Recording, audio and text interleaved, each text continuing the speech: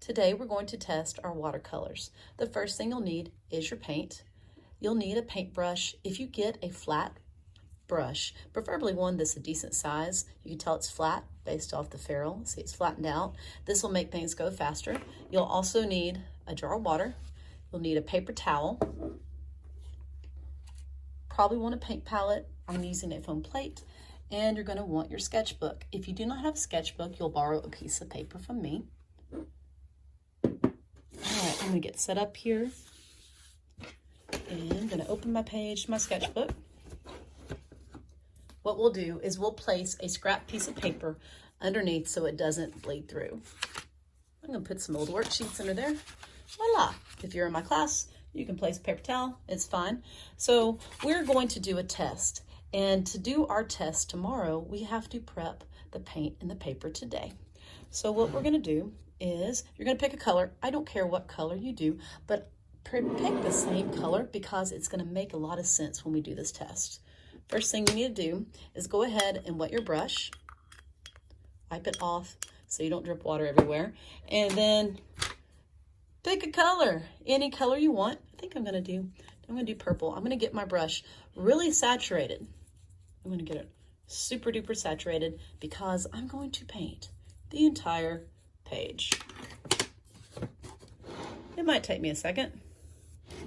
Whoa, that's pretty. If you start to run out of paint, go ahead and dip it in water, get you more paint.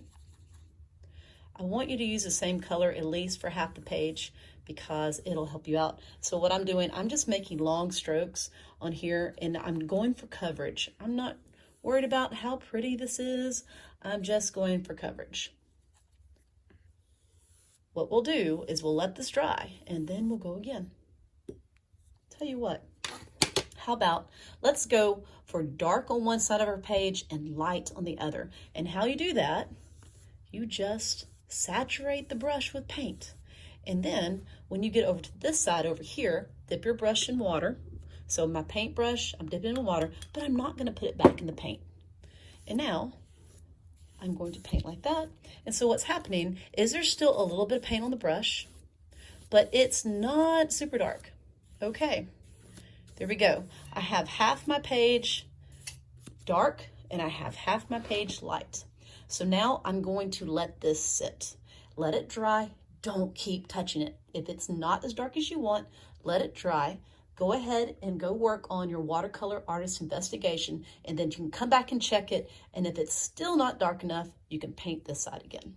When you're done, you're going to go ahead and wash your brush off. You're going to wipe it off on the side. If you need to wash it off in the sink, go for it.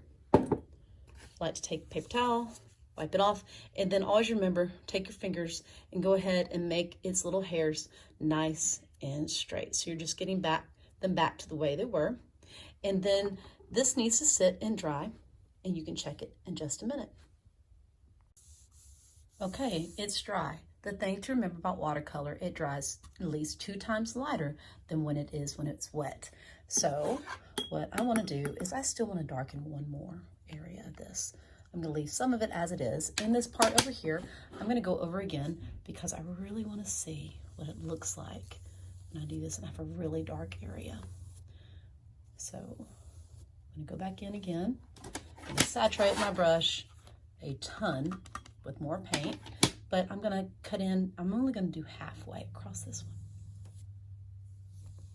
one. Okay, so by doing this, what I end up with a really dark area, a medium area, and a really light area. And now I'm going to leave it. Washing out with my brush again. I'm going to go back in and clean them,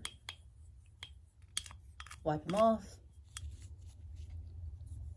Make sure all his little hairs are nice, and we're good to go.